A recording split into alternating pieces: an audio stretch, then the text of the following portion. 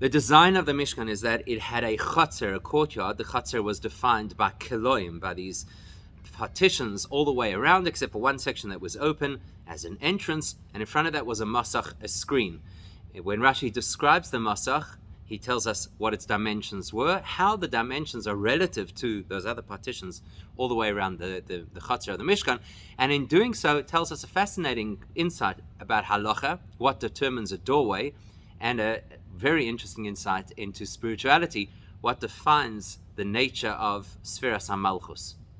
So, Befirush al pasuk, when Rashi comes on the pasuk that says, "Masach share chutzner," going with the screen that was at the entrance to the chutzner courtyard, so the Torah tells us, "Ve'esrim amo oirech," it was 20 amos long, "Ve'koima beroichav chamesh amos," and it was 5 amos high.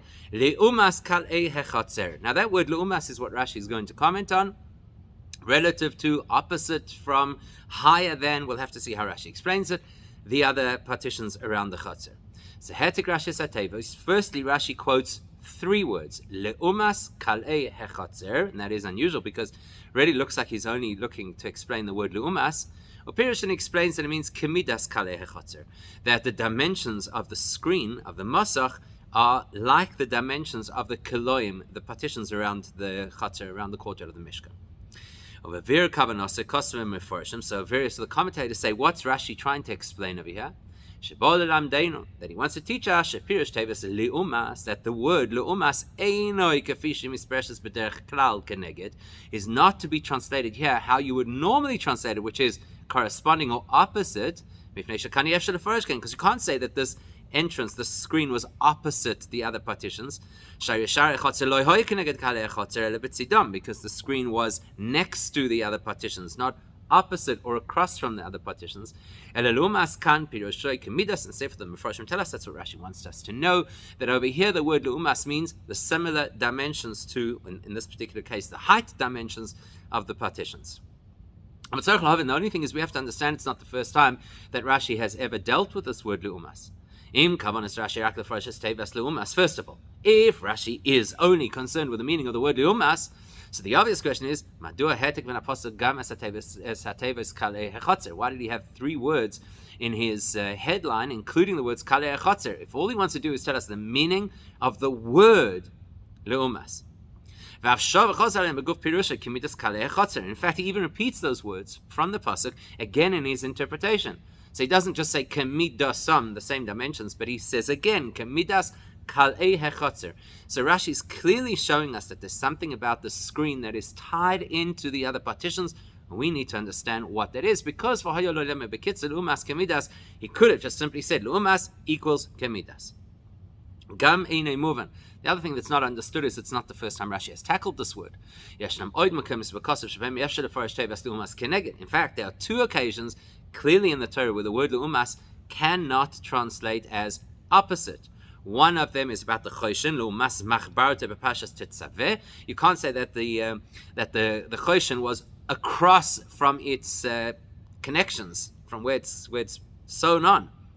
And the second is the Umas Se'atzav Parashas Vayikra, when we describe the various elements of a korban, and we talk about, you can't say again, opposite the tail or the spinal bone of the korban. Sham Pirish Rashi, and there Rashi gives other interpretations. In the first case, it says Samuch Lemaila, that it means close and above. And in the second case, it just says Lemaila, above. So we already see an interpretation of Leumas that Rashi uses that is not opposite. Why doesn't he use them here? Rashi could have said the same thing over here. Leumas, what does it mean that the screen in front of the entrance of the chutzner is leumas, the partitions of the chutzner? He could have said it means samach, close, or lamaila, that the masach stands higher than the koloim. Levoyer, and he could have explained, and if you're going to go with this interpretation, then you could potentially have answered as follows: that when it says leumas kalei hechotzer, that there's a 5 amo height, leumas higher than the rest of the partitions around the chotzer, and that would have been completely plausible. He should go even masach shari chotzer 5 amos yoisel l'maylim kalei hechotzer. So Rashi could have explained that the Torah wants us to know that the Masach screen stands 5 amos higher than the other partitions around the Chatzar. So therefore we have to ask the question, why here Pirish Leumas Kemidas Asher Nechave Bekasuv? Why here does Rashi interpret the word Leumas to mean the same dimensions as something we have never seen anywhere else in Chumash? Yesera Mizoi. Besides the obvious question, why does Rashi use a different interpretation to what he has used elsewhere, an interpretation that doesn't seem to have any backup anywhere else in the Torah? Besides that, the truth is, if we're going to say that the Masach screen is 5 amos higher than the other partitions, that actually seems to fit the flow of the story better than suggesting that they're the same dimensions. Why? Because the fee Pirish Samach Lamayla moving at Tzarech Bahi Safas Hatevis Lumas Kalei Hechotzer. Because if we're saying it is higher than, that the Masach screen in front of the doorway stood 5 amos higher than the other partitions, we understand why the Torah said Leumas Kalei Hechotzer. Because the Hidia Mal Goiva Masach Shar Hechotzer Chamosh Amos Yoser Min HaKloim, because then it's giving us a comparison. The Leumas higher than what? Higher than the other partitions. Oh, so now I know that the Masach is 5 amos higher than the other partitions. That would make sense. But the way Rashi is explaining it, that the screen is the same dimension, or at least the same height as the partitions, if that's the case, then why does the Torah have to say Leumas Kalei Hechotzer? Why are you comparing it to the Kalei Hechotzer? You've already told me the height, 5 amos, which happens to be the same height as the partitions. Why do you now have to say, and guess what? It's like the measurement of the partitions. We already know that. We can read. We've seen that the partitions are 5 amos high. We've seen now that the Masach is 5 amos high. What's the Torah adding to our understanding by saying same dimensions as the screen? So it's very strange to us that Rashi would say Kemidas Kalei Hechotzer when it seems that that is self-explanatory in the Torah. Now, before we go into this in greater detail, what we're going to look at is a debate between Rabbi Yehuda and Rabbi Yossi in the Gemara about how tall the Mizbeach was. Based on the height of the Mizbeach, there will be a debate about how high the partitions around the Chotzer had to be. Rashi already quotes these opinions, which is going to lead us to ask, why does he not consider these opinions again here when he talks about the height of the partitions and of the screen in front of the Mishkan? What exactly does this mean? So, what makes this question a stronger question is based on something Rashi already interpreted earlier in Parshas Truma. Before we get there, here's the backstory. There's a debate between Rabbi Yehuda and Rabbi Yossi about how high the Mizbeach was. Rabbi Yehuda, according to Rabbi Yehuda, when the pasuk tells us that the Mizbeach was 3 amos high, he says that's literally how we are to understand it. The height of the Mizbeach was 3 amos. Whereas Rabbi Yossi learns based on B'Gzera Shava Ravua, based on Gzera Shava, comparing the external Mizbeach, the Mizbeach HaNechoshes, to the Mizbeach HaZohav, and he learns from Mizbeach HaPnimi, from the internal Mizbeach, Ma la'alon goivoi pishnaim ki orkoi, afkan pishnaim ki orkoi. He learns that if you look at the design and dimensions of the inner golden Mizbeach, the height was double the width. So he says the same kind of dimensions must apply to the external Mizbeach, and it must be double as high to what it is wide, which tells us according to Rabbi Yossi, the height of the Mizbeach HaChitzon was 10 amos, triple as high as Rabbi Yossi. That's the debate. How does that debate about the height of the Mizbeach have any relevance to our conversation about the partitions? Because for Isa, the Gemara then continues, Rabbi Yehuda says to Rabbi Yossi, how could you suggest that the Mizbeach is so high?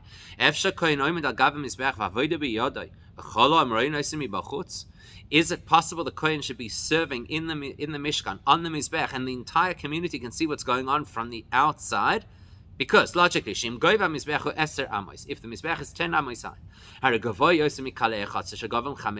then it's double the height of the partitions around the courtyard, which are supposedly to create that sense of tznius, that kind of special environment that you can't just peer into. So Rabbi Yehuda is concerned that the Kohen is going to be on public display while doing the avodah. V'heishiv loy Rabbi Yossi sheladaita yogov akloim tesvav amos. To which Rabbi Yossi responds that his view is that all of the partitions around the Mishkan are not 5 amos as would appear from the simple reading of the pasuk, but they're actually 15 amos high. In other words, 5 amos higher than the Mizbeach. So what do we have? Rabbi Yehuda believes that Mizbeach is short, Rabbi Yossi believes that Mizbeach is tall, and as a result, Rabbi Yehuda believes that the partitions are just 5 amos, whereas Rabbi Yossi believes they're 15 amos high. Now, the Gemara Erevin explains, Shishir Pesach ledasar Rabbanon u esrim ama goyva berechav eser.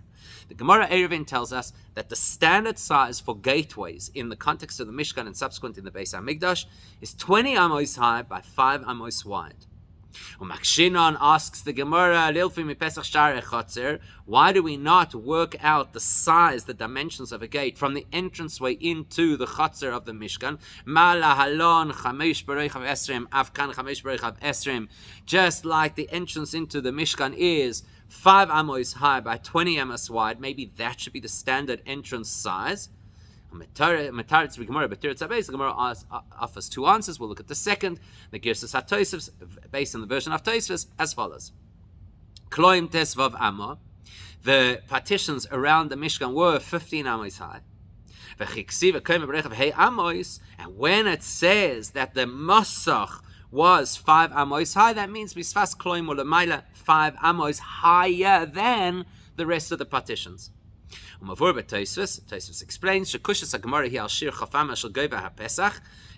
basically, Tosefos explains that the Gemara is grappling with this idea of an entranceway being 20 amos high. How could you say that an entrance is 20 amos high when I read the pasuk about the entrance to the Mishkan and it sounds like it's only 5 amos high? So the Gemara says, actually, it's not that straightforward. The height of the Masach, the screen in front of the Mishkan, was not as it appears in the Torah, just 5 amos. It was actually 20 amos. But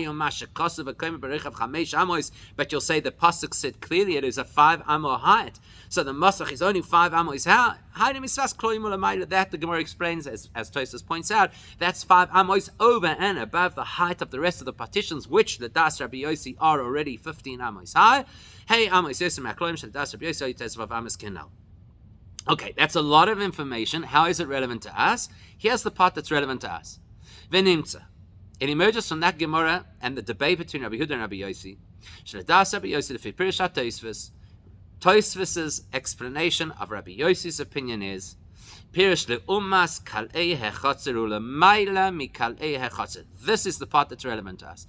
That Rabbi Yossi understands the word le'umas in the pasuk to mean higher than, as Rashi has explained in other places.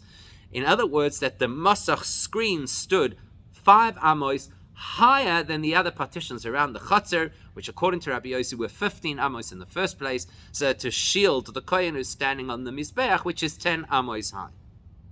So we know now that Rabbi Yossi is of the view that le'umas means higher than. 5 amos higher is what the partition is what the screen is relative to the other partitions. Now, mi'acha shiril beparashas Truma. Because if you go back to Parashas Truma, you will see that Hevi Rashi is Beis Hadeyas to Rabbi Yehuda or to Rabbi Yossi. Rashi quoted both views, not only Rabbi Yehuda, but Rabbi Yossi as well. Meaning in Parashas Truma, Rashi considered that Rabbi Yossi has a valid point, that the partitions are 15 amos high, which by extension means the Masach screen is 5 amos higher, 20 amos high. So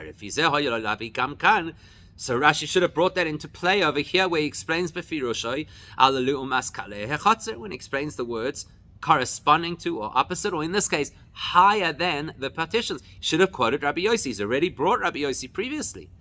And he should have said, he should have said that actually the word Lu'umas over here is, as in other places in Tetzaveh and in Vayikra, higher than, implying that the Masach screen is 5 amos higher than the other partitions, not only because it makes it smoother for us to understand why the Torah repeated the words Lu'umas but also because Rashi's already introduced Rabbi Yossi's opinion as a valid perspective on the dimensions of the Mishkan, so he should have included his view again.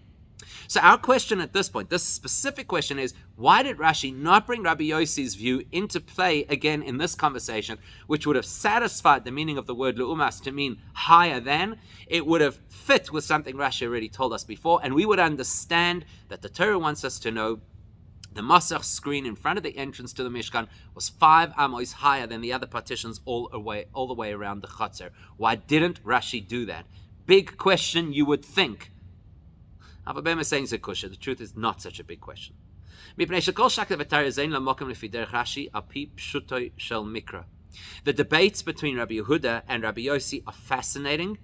They occupy a fair amount of conversation in the Gemara, but at the end of the day, they are not the pshat understanding of the psukim, and that's Rashi's primary objective.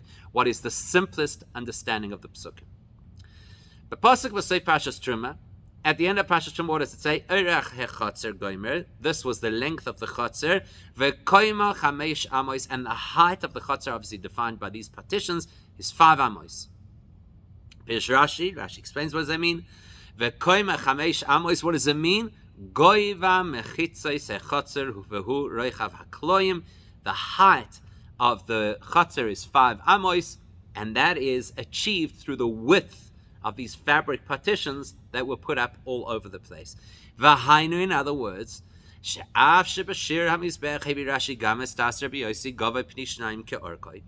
spite of the fact that when Rashi in Parshas Truma analyzed the dimensions of the Mizbeach, he considered the possibility that Rabbi Yossi is correct, and that the Mizbeach is double as high as it is wide. In other words, it's 10 amos high. That fits the pshat. That is possible in the pshat. Yet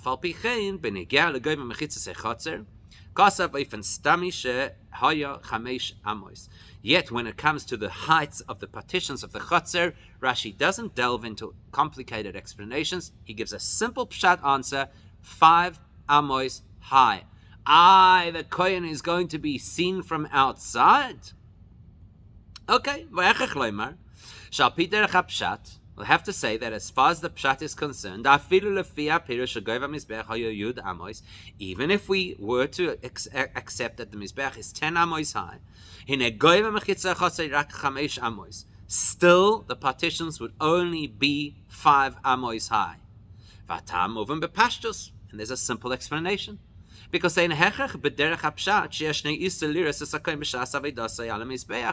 is nothing in the pshat that indicates that we may not observe the kohen while he's working in the Beis Hamikdash.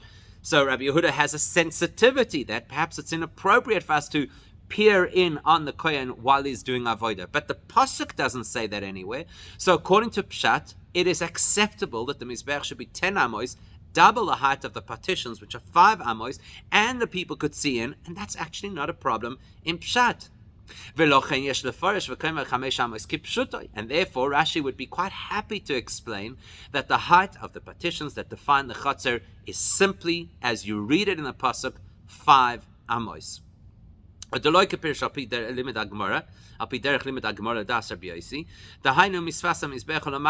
Rashi does not have to delve into Gemara-like logic, as Rabbi Yossi suggests, in order to satisfy the pshat. No, pshat is simple: 5 amos, that's the height of the partitions, finished. Although that does leave us with a lingering question. Yes, it's true. If you're looking just simply at the message of what the Torah is telling us, there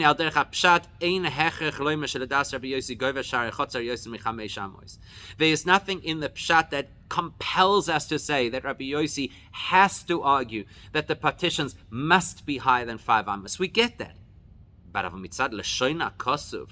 But the language of the pasuk, which is one of the first things we picked up about this issue, le'umas kal'e hechotzer, corresponding to higher than opposite the partitions, the simplest explanation of le'umas in this context should be like le'umas with the choshen or le'umas with the korban, higher than. In other words, the language still lends itself to thinking that the Masach screen in front of the entrance to the Mishkan was actually higher than the partitions. How do we explain that it's not the case and that leumas over here has a different meaning, an unusual meaning, an unprecedented meaning, kamidas, the same dimensions. The explanation is this. As we already noted, and it was strange to us, Rashi is commenting not just on the single word that needs to be explained, leumas, but on the entire phrase, leumas kale hechotzer. Why all three?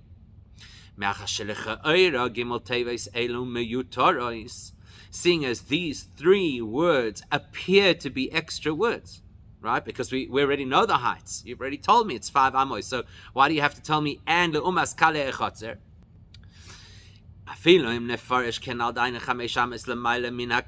So let's even say that we were to explain, to satisfy Rabbi Yossi's view in the Gemara, that leumas means higher than, and so the Torah is trying to tell us that the screen in front of the entrance to the Mishkan was 5 amos higher than the rest of the partitions.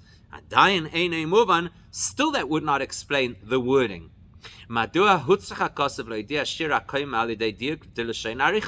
Why would the Torah want to express the height, the dimensions of the masach, the screen in front of the entrance, in such a roundabout way? 5 amos, leumas kale hechotzer, higher than the rest of the partitions. Where the Torah could have just said simply, that the height of the masach, of this partition, is 10 amos. Simple. Why the whole roundabout route?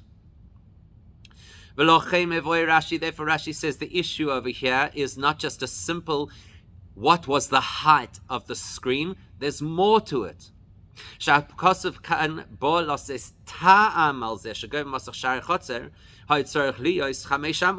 Torah is not only telling us how high the masach screen was, but why it was only 5 amos. Why it was only lost the place. Why was only 5 amos and not higher? Rashi picks up that the Torah wants us to know that it's part of the understanding of what the purpose and role of this masach screen is the fact that it is like the partitions.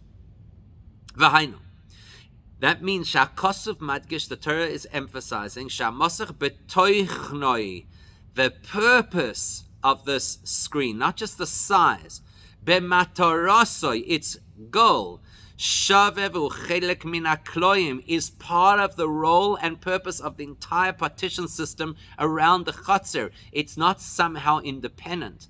So this is not just so that you know how tall it is. This is that you understand what it does, how it operates. That's why the Torah wants us to know that the height of the masach screen has to be identical to the height of the other partitions, so that you'll know they all serve the same purpose.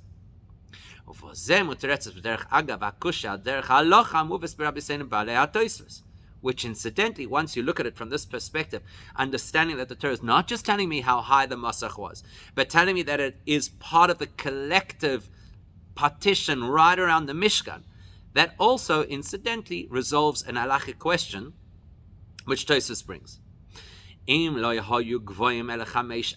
Tosfos asks if it's true that the masach was only 5 amos high, then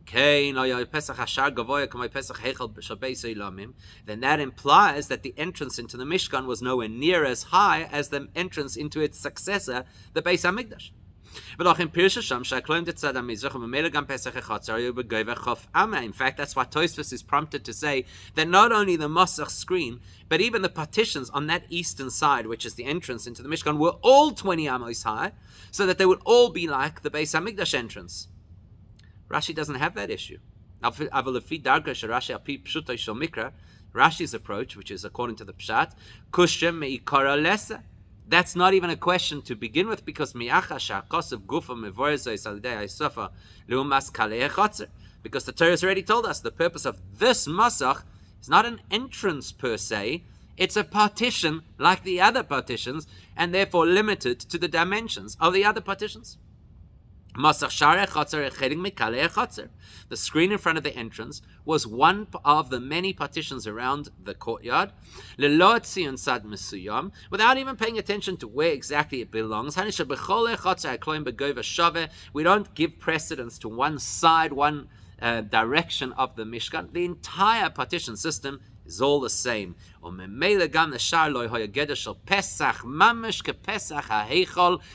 that, Rashi tells us a huge insight, that the sense, the qualification, the parameters of this Masach is not an entrance. In the Beis HaMikdash, there was something called Pesach HaHeichal, an entrance that served the role of an entrance. And in order to do that, you've got to be 20 amos high. This Masach does not serve the purpose of an entrance. It serves the purpose of Kal'e Hechatzer. It's Kemidas, it's Li'umas. It is like the other partitions. Therefore, it has no requirement to be so tall, which in turn will introduce us to a very interesting area of halacha. So Rashi's amazing insight of it. The fact that the Masach screen is considered like part of the partitions, we'll understand what Rashi is getting at over here far better once we explore a very interesting debate amongst Rishonim about how and when a doorway requires a mezuzah. According to the Rambam, one of the predeterminations in order for a house to require mezuzah is the doorways have to actually have doors in them. But according to the Rabbi, the Rosh and others, if you have a doorway without an actual door, it also requires a mezuzah. Now the question is, what is the reason behind the debate? What's the logic behind the two opinions? So what's going to explain the difference between the Rambam and the others is, how do you understand the role of a door? One possibility, Aleph, is Chelek min hashar. A door is part of a gateway, of an entranceway. And therefore, the purpose of a door is to open the door, to allow entrance and exit. So that's one possibility. The door forms part of the access in or the access out of a place. Alternatively, Beis, another way to look at it is, a door is independent of the concept of stepping over a threshold, of entering a room. A door's job is zgira, to be able to close a space. If you didn't have a door, the doorway would always be open. So therefore, the purpose of the door is to close the open doorway. Okay, so what's the difference if I see a door as part of the entrance into a space, or if I see it as the obstruction to entering a space? So there's a practical application with regards to a mezuzah. If we go with the first view, a door is part of a doorway, and therefore why do you have doors? To open the door, to get into a space. Then then you'll have the Rambam's view that where does a mezuzah go? On an entranceway. What's an entranceway? Well, the only time that a doorway is really a doorway is when it has a door, then it fulfills its function properly. That's when it requires a mezuzah. A doorway without a door is not really designed in the classical sense for entrance and egress. Opening the door allows you through the space into the house. That's when you get a mezuzah. But if we go with the view of the Rabbi, the Rosh, and others, who will say, the objective of a door is if you want a particular place to be closed. So you want this room to have privacy, therefore you put a door. Then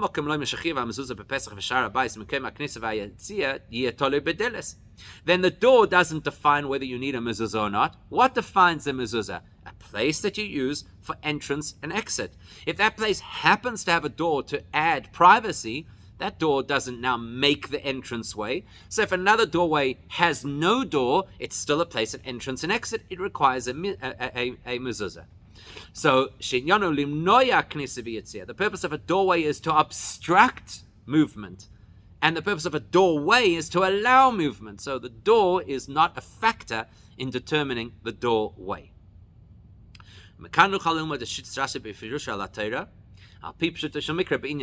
Borrowing this concept about whether a door is there to facilitate access or if a door is there to obstruct access will help us to understand Rashi's view, according to Pshat, of this issue of the Masach screen in front of the entrance going into the Mishkan. We've already established that Rashi is of the view that the Masach has to match the dimensions, the screen has to match the dimensions of the other partitions because it is part of the partitions. Because the real meaning of this Masach is it is part of what creates the privacy of the Mishkan. In other words, to put it back into the language of the Machlokas Rishonim we've just quoted, just as all the other partitions around the Chatzar are there to close the area off so people don't have access,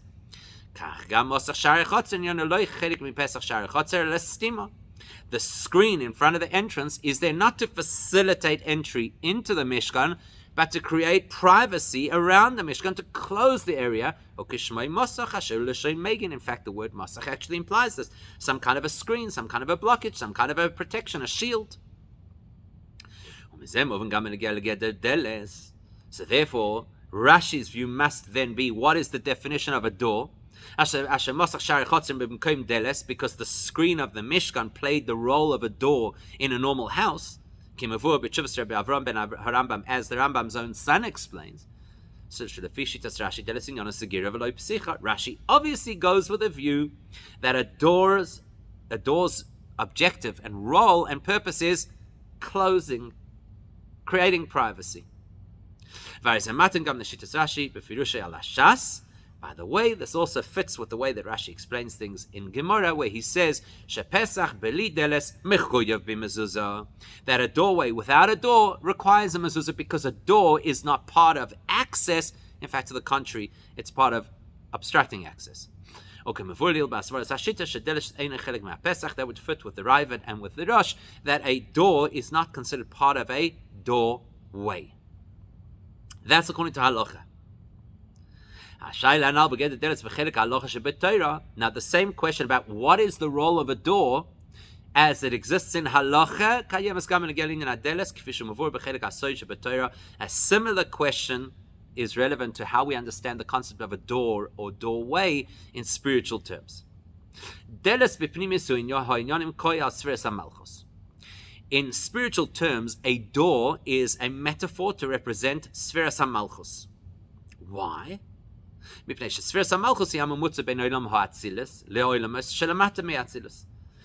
the purpose of Malchus is to create an entranceway from Olam HaAtzilus, which is completely divorced from any of the created reality.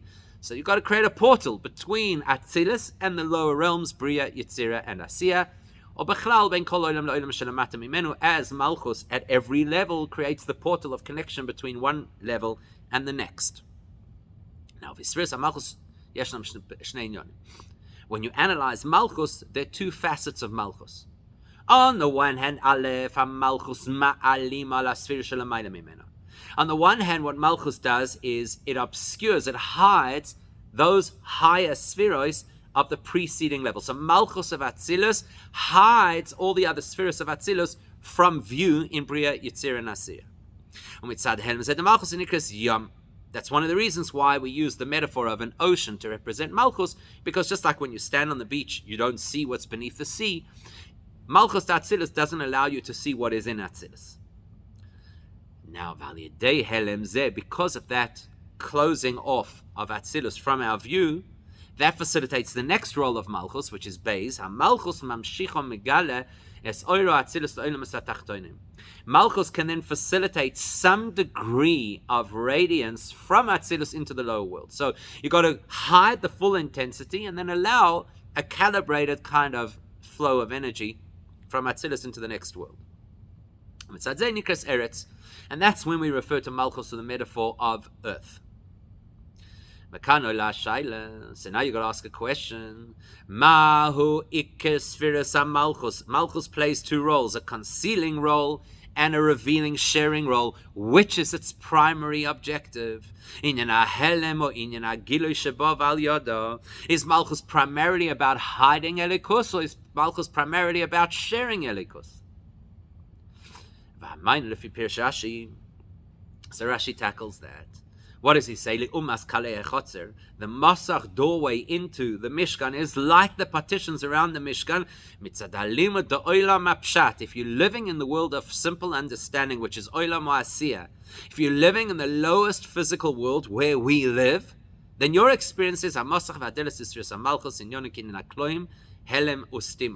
your experience of Malchus is blockage. Your experience in Olam Ha'asiyah is that Malchus blinds us from seeing what is in the higher realms, because that's how we live. If we were living in a higher spiritual reality like Bria and Yetzirah, even though they are also affected by the fact that Malchus obscures the full view of Atzilus, which is why the Giloy Elikus in those realities is nowhere near as clear and powerful as the Giloy Elikus in Atzilus, a world of complete union with Hashem. But nevertheless, the reality is in Olam HaYetzirah, and certainly in Olam HaBriah, you experience some degree of Giloy Elikus. Which is why Olam HaBriah is almost completely positive. Olam HaYetzirah and Olam HaYetzirah at least has a balance of the positive and negative. Negative meaning lack of awareness. But Olam HaAsiyah, the world of Pshat, our world, what you see is what you get. We see nothing of Elikus. It's a world defined by things that obscure godliness. And as Alter Rebbe says in Tanya, the experiences of this world are difficult and challenging, and the people who are the wrong people have the upper hand. In our world, what's a door? Blockage. What's the Masach Sharei Chotzer? It's like Kalei Chotzer. What is our experience of Malchus? It's what shuts out the light. That's our experience. We don't have to stay with that experience. The ultimate goal is that we break through that obstruction. Our purpose and role in this world is to reveal godliness in our world. That's why the Torah doesn't say outright that the Masach is identical to the Koloim, absolute obstruction of light. Rather, the Torah says it corresponds to Kalei HaChotzer. When you say Leumas, you never mean identical. Kemidas would mean identical. Leumas doesn't mean identical. It means that there are two things that are similar to each other. Like we know, the expression that's used when comparing Kedusha and Lahavdil Klippa, Zeh, Leumas Zeh, implying Klippas have certain ways that they operate, which is similar to Kedusha, but they're not the same. So the Torah wants us to know the Masach, the so-called obstruction, it's not a full obstruction like the Koloim, like the partitions around the Mishkan. The partitions, their job is totally block out from view what's going on inside the Mishkan. But there's a gateway, there's an entrance point, and that entrance point initially looks like it's all dark, but we're empowered to transform it to light. We can change the door from being shut to being open. We can change Malchus from being a blockage of the Or and the Achdus of Atzilus into a conduit for that Or and that Achdus. To the extent that we can actually open it so broadly, like the entranceway to the Ulam, the so-called antechamber going into the Beis Hamikdash, which never had doors, it was always open. We can reach a point where the Giloy Elikus is consistent in our life without any blockage. As the expression goes about the time of Mashiach, that there will be absolute revelation and everybody will see godliness. And that's our avodah, to effect that, and Mitzvah Shem to effect it now. Zehu dugma neisefes, says the Rebbe. This is yet another example of how amazing Rashi's interpretation of Torah is. Hashem ben Pirush Rashi Kotzer. Look at this, a tiny, short, 3-word Rashi. Which at first glance just simply looked at it as translation. Such a small Rashi is able to reveal not only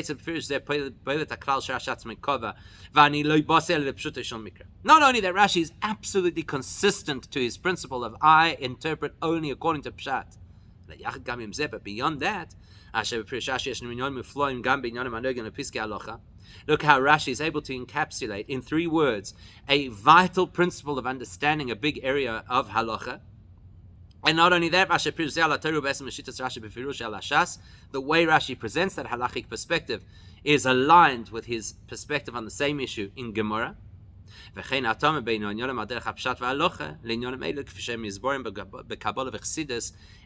look how Rashi is able to show us the complete connection and the complete synthesis between how things appear in Pshat and in Halacha, revealed parts of Torah, and how they're understood in Kabbalah and Chassidus, the esoteric parts of Torah. This is the beauty of Rashi.